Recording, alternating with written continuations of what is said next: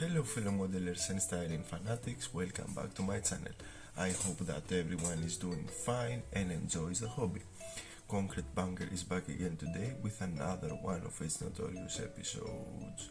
On today's episode guys, me and Past George are working on our Beijing BJ212, that's actually the brand name, Beijing.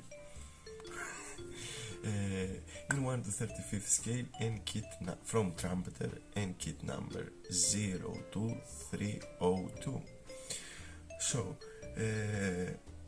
me and Past George have done some work. We have managed to complete the three first steps of the instructions. I know it doesn't sound like much, but it is honest work, once again, as the meme says, and we are really looking relatively really nice, and we are both amazed from this kit, mainly because it has a lot of detail and it goes together wonderfully. Not that I was, not that I had any doubts, but it's my second time working with a Trumpeter kit, and I have to tell you guys that it is really good. I'm looking if all the other Trumpeter kits are like this one. Oh yeah, I am eager to buy them. Anyway, build is really involved. It processes itself nicely, but I have to build and paint and plan a little bit ahead in order for me to have the best possible outcome. So this kinda holds me back,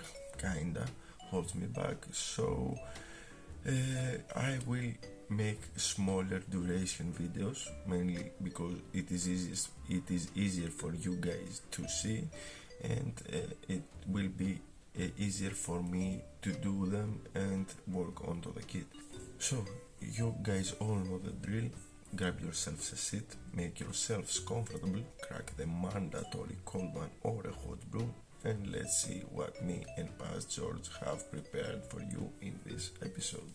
Welcome to part 1 of our BJ212 project, guys. I'm gonna cut straight to the chase, mainly because I am in that mood, and I'm gonna tell you exactly what we are going to do. So, we're gonna start immediately over here at step number 1, and we are going to work onto this sub-assembly, the first one from the left, as you can see. So parts for this sub-assembly are over here, together with this little thing. I may need to zoom in a little bit. I think that's good. Let me grab my extra thing and let's start with the assembly. We're gonna be extra careful because several small parts like this and that are oriented together with this one. You have to place them in specific locations. So let's start with the engine deck. As expected, the bigger piece, all the rest of the pieces will glue onto it. So let's start with that. Let's create a solid base.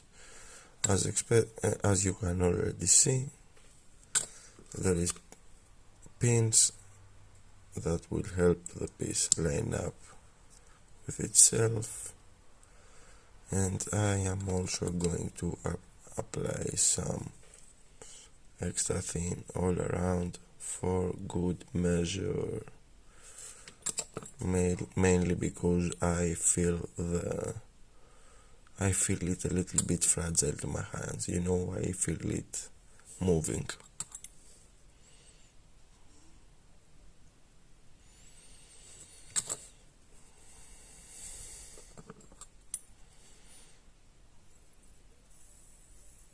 Okay, so now I will need something to hold it in place. And no, I'm not gonna use my fingers. I am going to leave a fingerprint. I'm going to definitely leave a fingerprint. So let's start over here at the front. We are gonna grab this part and that part, and we're gonna start with the round one first. The round part needs to be placed over here,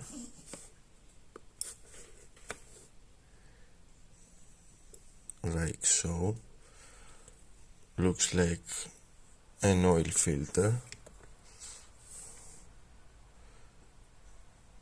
And the other part, which looks like a bracket, needs to be placed over here exactly as you see, give me a moment, as you see it oriented, with that pipe inlet of looking downwards to the oil pan. If you can understand what I am saying, of course, and you can, most car guys can.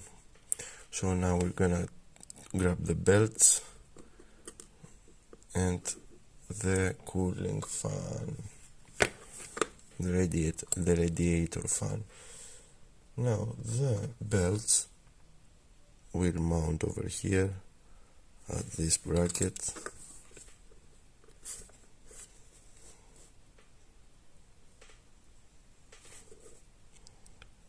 Yeah, okay. And the cooling fan would go over here on top, exactly where the edge of my glue thingy is.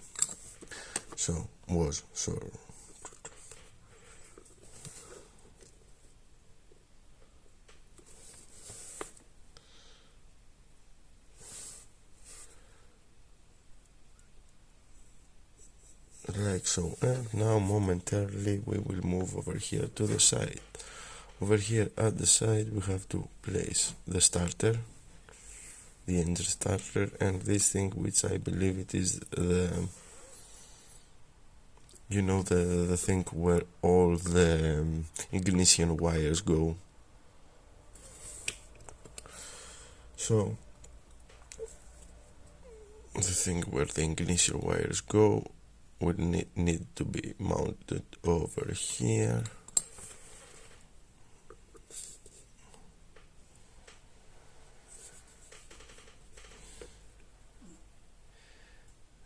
Exactly like this.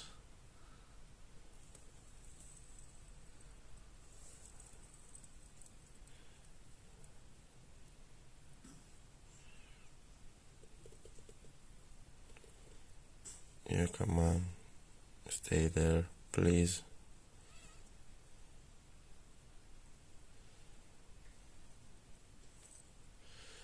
Yep. And the starter will need to be placed over here.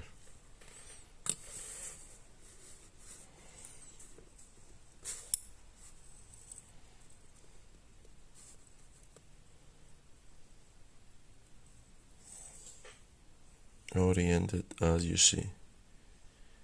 The bigger cylinder will look downwards, the smaller cylinder will look upwards. Also, this one has an orientation as well. As you can see, it has a small pin upwards and a bigger pin looking downwards. Now, that's the first sub-step of step number 1. That's what you are supposed to be looking on, an engine block with some parts without the oil pan. Let me zoom out and blur the photo, the frame, not the photo, sorry, and grab my highlighter. So what did we do? We attached this one, this one, this one, here, and here. Yep, that's all. So I'm gonna need a pencil as well for video purposes. Yep. Now, as I've said in my review, as you can see, each part has its color call out, you know.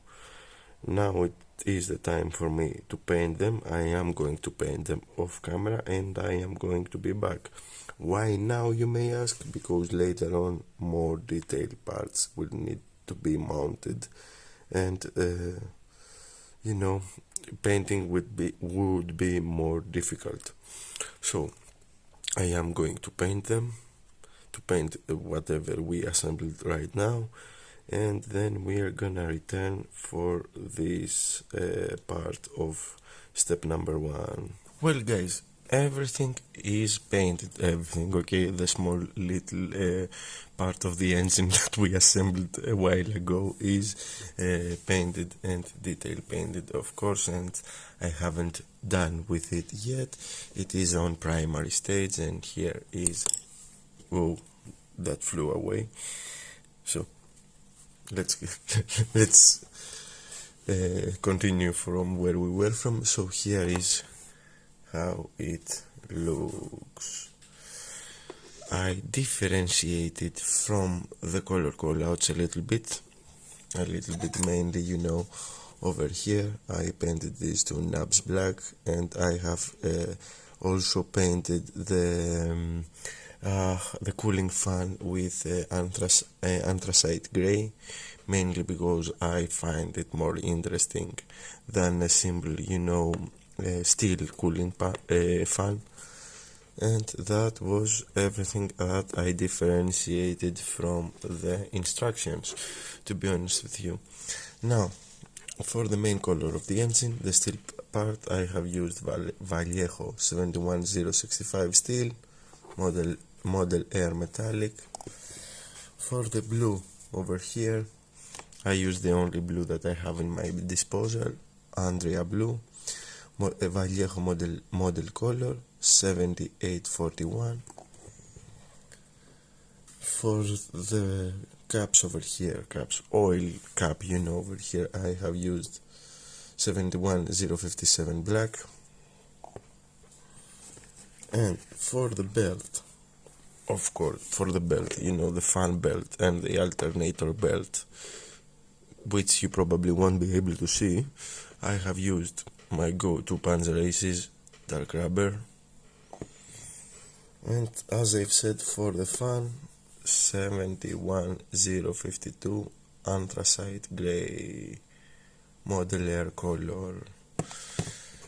So now we move on to the second sub-step of step number 1. I have all the pieces over here in the side, you won't be able to see. Old Faithful, my never dying palette, is holding them. My regular viewers know what I mean with Old Faithful. So this is the parts that we are gonna glue right now, and this is going to be a little bit fiddly from what I can tell from the instructions, but anyway, I'm gonna give it my best shot and we will see. Normally I would paint them before I attach them onto the engine, but I don't trust super glue to hold the pieces for the rest of the build, to be honest with you guys.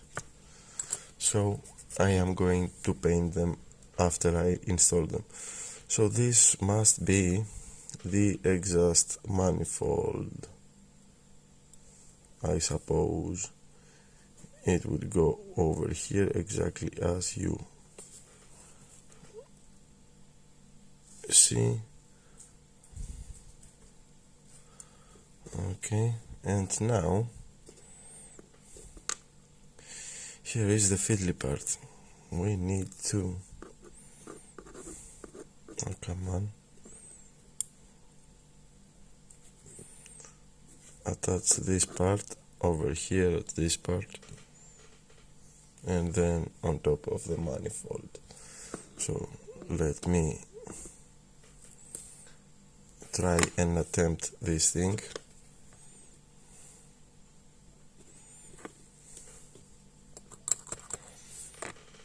hopefully the image is not blurry, and hopefully I'm not gonna send the parts to Narnia. Oh, okay, hold it for a bit, and now this will need to go over here. Okay, hold your breath like a sniper.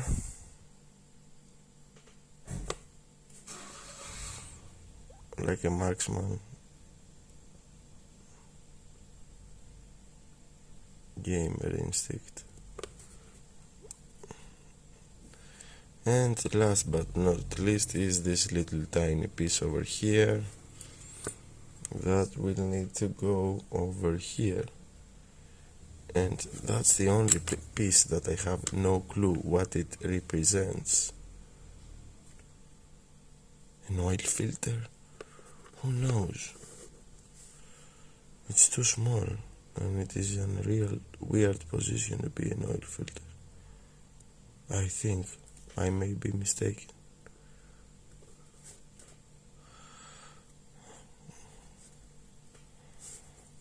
Oh, come on.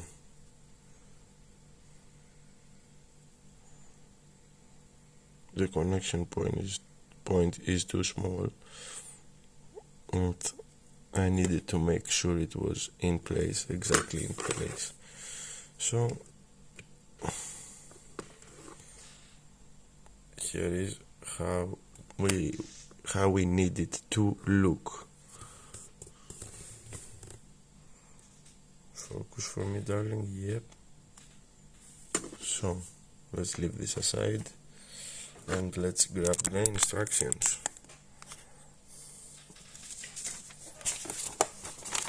A quick build, I say.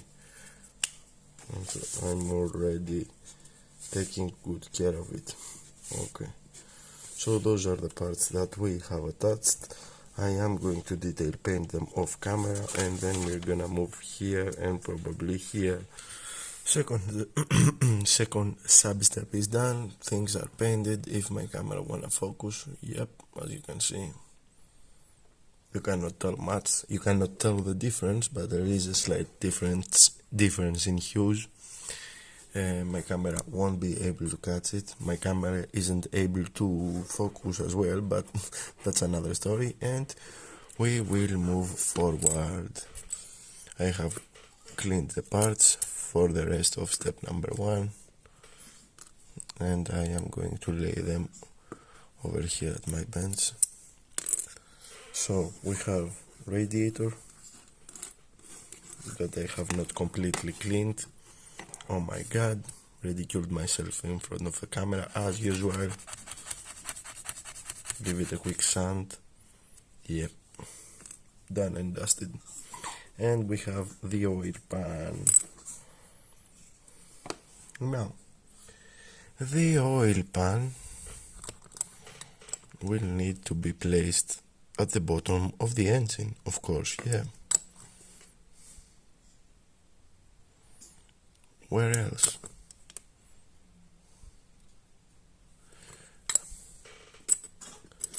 Like so, guys. Come on. Wait.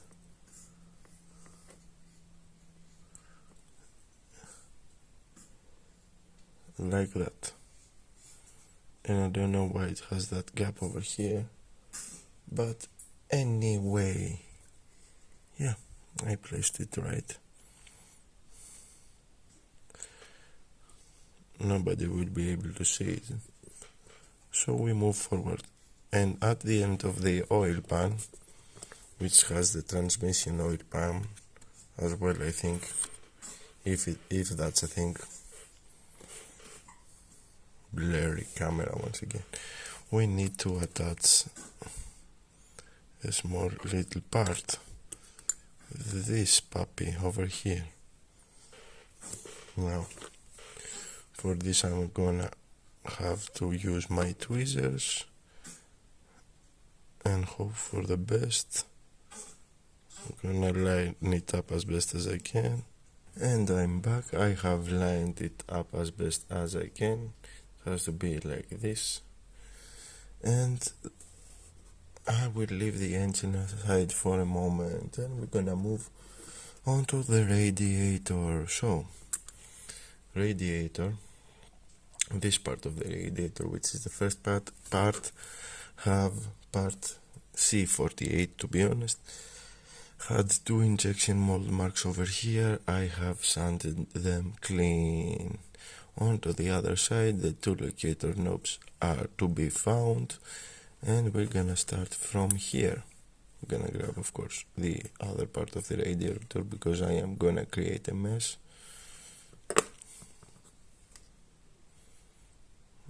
Apply our glue and let's hope for the best, as always.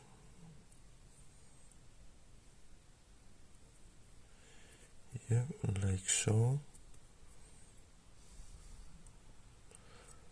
Line the parts up, squeeze them, and there we have it. There we have it. So, now we need to attach this part, which, if I am not mistaken, goes like so. Yeah, goes like so.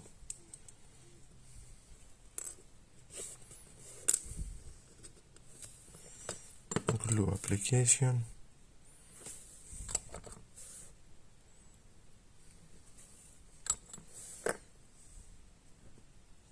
Excessive glue application, as expected from me. Better safe than sorry. And let's see. Do some my fine tuning over here, yeah. And that's the radiator. So this, upon completing step 1, you will have this laying on your bench, the radiator and the engine. Oh, I suppose that's why this cap is over here, because yeah, it will probably go like so. Yeah, with a little bit of persuasion, of course. Let me see. Yeah, that's it. I am a genius. Okay, it needs a little bit more persuasion, but you get what I am saying. I don't want to press fit it in there. I will have to detail paint the radiator first, and the oil pan, of course. So, let's move the things aside. Let's grab our instructions. Erase the parts that we have attached. Yep. And let's see what awaits us on step number 2. Okay, step number 2, we have the wheel assembly.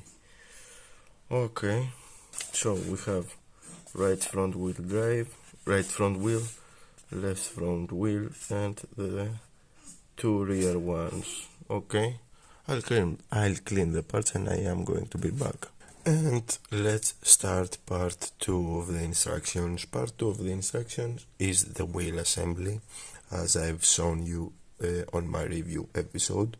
And every wheel, apart of the rear ones, has its own different parts.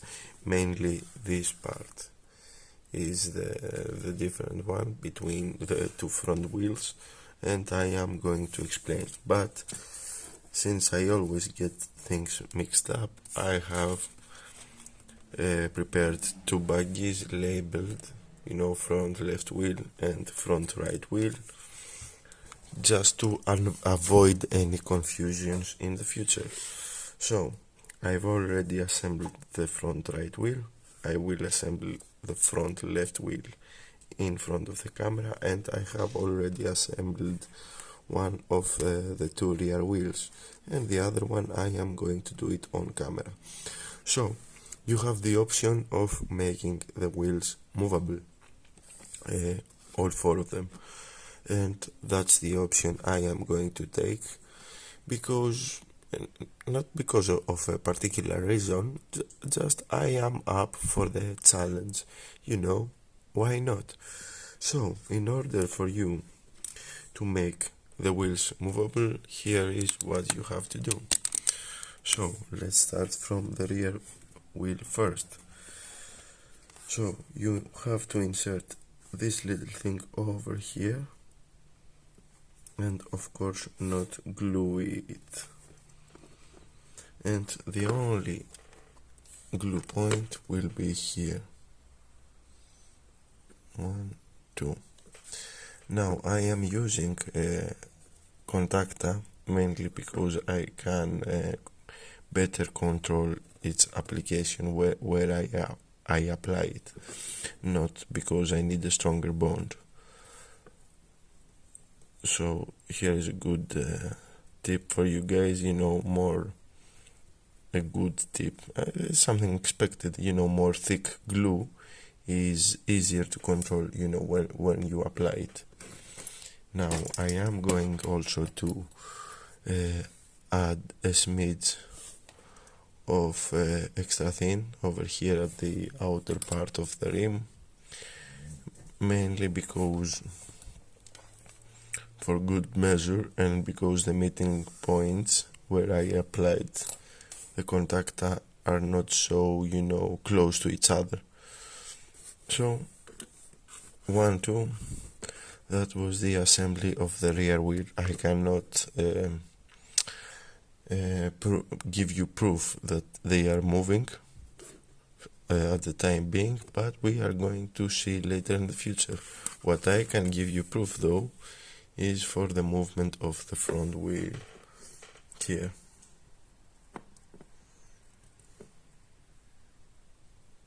As you can see, I have nailed the first one. So the only difference between the front right wheel and the front left wheel is the axle.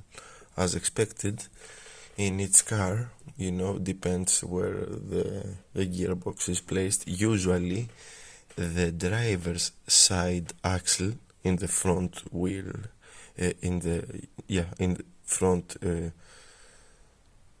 front wheel drive cars, at the driver's side axle is the driver's side axle is smaller than the passenger side. So this is why the front wheel drive cars are prone to spin on the driver side first than the passenger, mainly because the axle is smaller and the power goes through it more easily than a bigger axle. Hopefully that all made sense, and I know that most of you don't care, but since I had that knowledge, I opted to share it. So here is what you need to do here. So we need to grab this part, and as you can see, there is an inlet over there that we can feed the axle. So it's really sorry guys, but I cannot use my tweezers here to show you exactly how it is. You have to see me use my fingers, but anyway. So you drive it all the way in, the axle secures in place, and if you wanna give it a little bit extra security, a smidge of extra thin. And now we need to feed this subassembly over the back rear of the rim, like that. And then we do the same thing with the rear wheel as we did with the rear wheels. Contact application,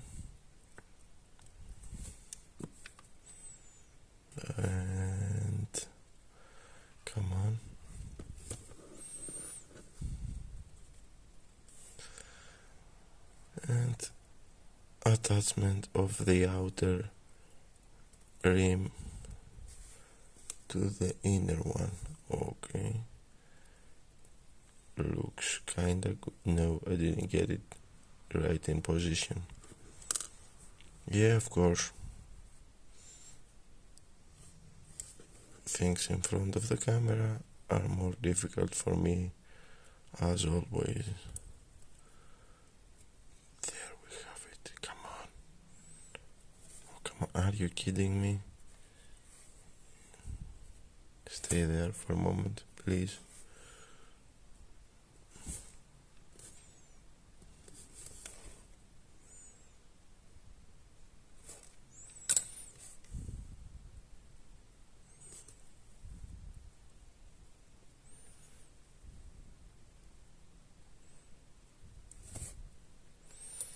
Now we will need a little bit more glue over here.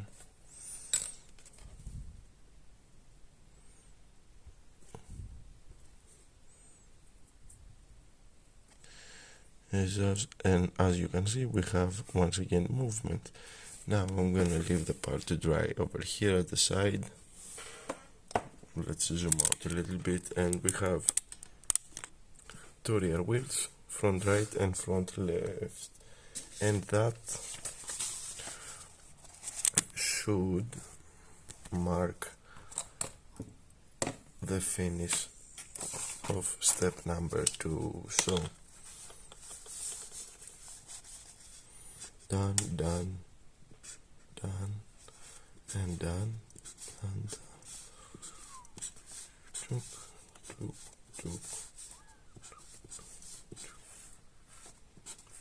Okay, and that's everything.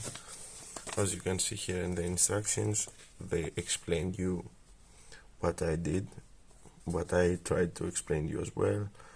And here is for the rear wheel, the part that we didn't apply any glue, and for the front wheels, these two are the parts that are looking like this. So now we are supposed to move on to step number 3. Now step number 3, has two smaller sub-assemblies, two front leaf spring suspension systems and two rear ones, and the frame. Now I am going to have to prepare more baggies for those 4, I have to say, and I also have to clean the parts for the chassis assembly.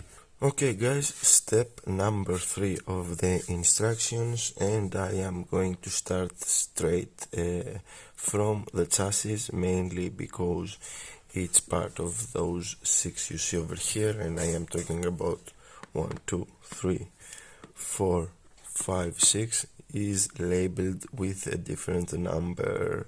So I am going to start with that in order for me not to get the parts mixed. So what we need to do in this case, let's grab our glue first. Okay, and assembly glue goes like that. Glue application over here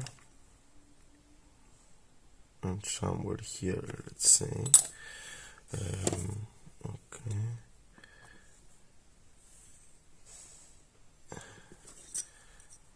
and then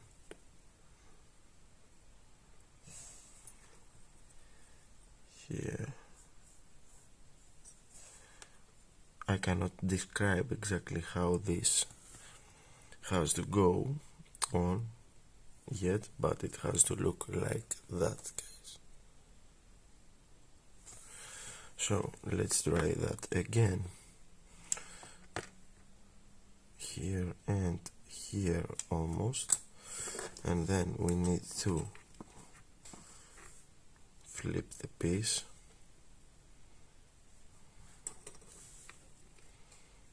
and place it on top of the other.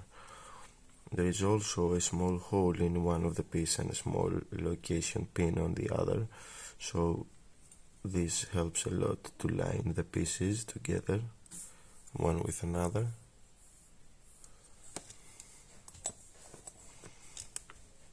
So it is not relatively, it is quite helpful.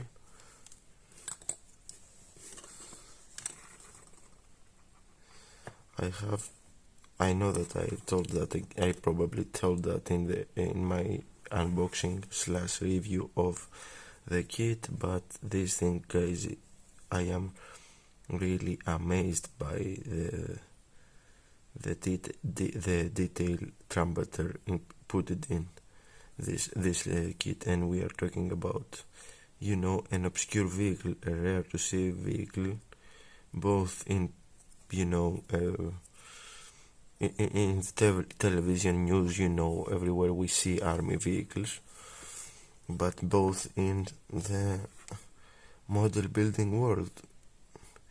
It is a rare to see a vehicle getting built, and they spared no expenses. I mean, so far the kit goes together wonderfully, and there is so much detail.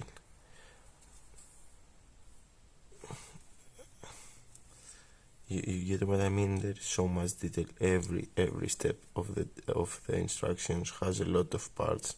It is like you're building the real thing. I mean, it has interior, it has engine, it has chassis assembly, it has suspension system assembly. I mean, it's not a chassis and suspension and then we hit the car body on top, and there it is, boom, ready.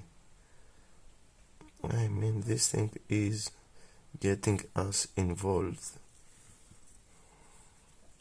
Okay, and the last piece.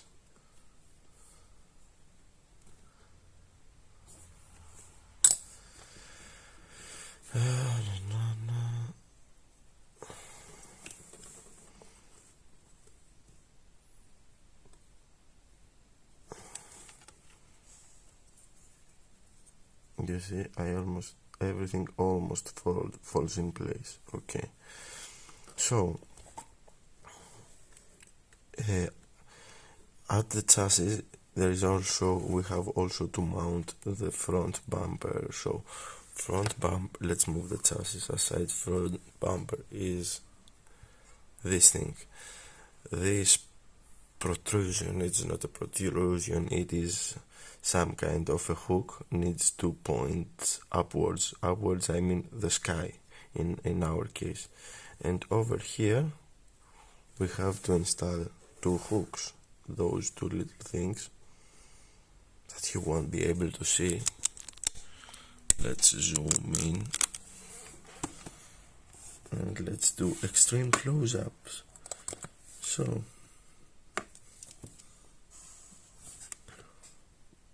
right now I am on a really awkward position in order to see what exactly I am doing. Okay, let me, alright.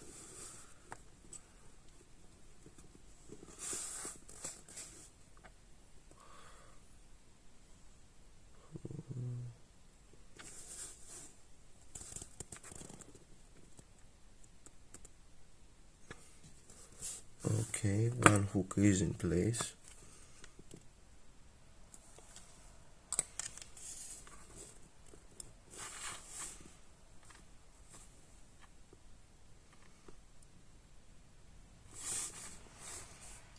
That's the other,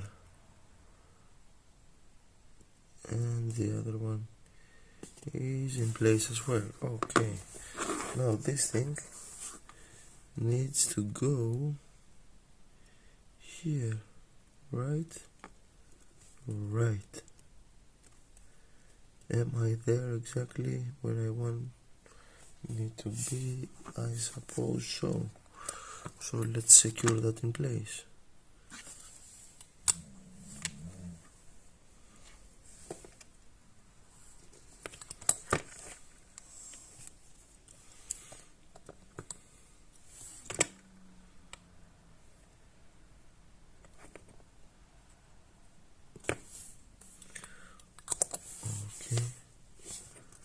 And that's the chassis for the time being. This is what you're supposed to be looking at. Now, together with the chassis assembly in this instruction steps, sorry, we have the front and rear leaf spring sub-assembly. Of course, there are four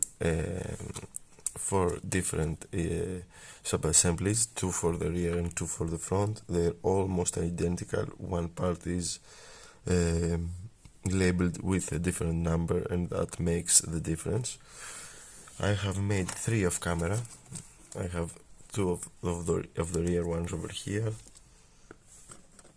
and one of the front ones over here, and the other one I am going to assemble in front of the camera for you guys to see.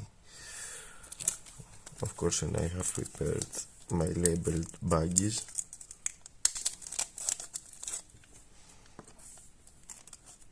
In order for me not to mix the parts. So, what do we need to do here? We need to mount those two C-hooked things over here at the leaf spring assembly. Now, all those parts are labeled with the same number in all four sub-assemblies. Those two are different. This one is different. There are two different front, two for the front and two for the rear. Now, I haven't spot the difference yet. It isn't obvious to me. They kinda look the same. I don't know size-wise if they are the same. I am afraid to put them next to each other because I'm probably going to mix them. So I am going to assume that it is the size, the only difference. Now, what we need to do, if you can take a closer look, you can see two grooves over here. Now, onto those two grooves, we need to place this thing. This horseshoe, but this will go, we will flip it and it will go like this. I know that it is not so masterfully cleaned, you know, the screw gates, but I am going to clean them after I attach them onto my leaf spring.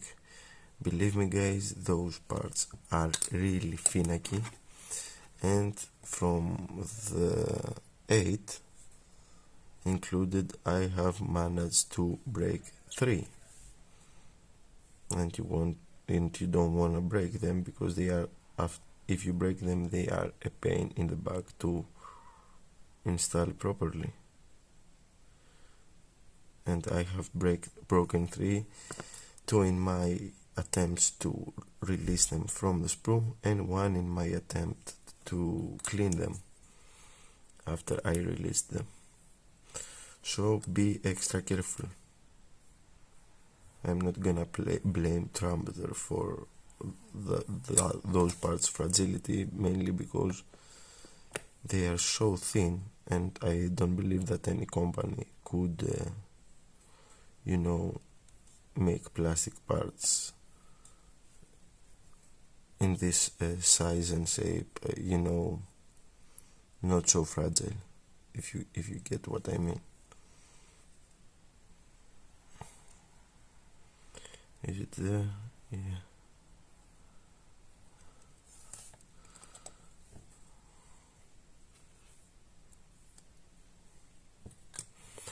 Now it is there. So you also need to be making 4 of those in order for you guys to complete step number 3.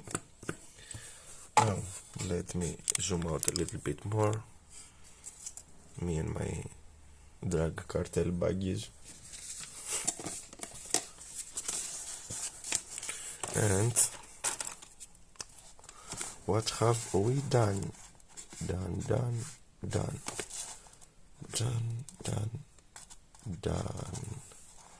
Make two. Those ones as well. Oops.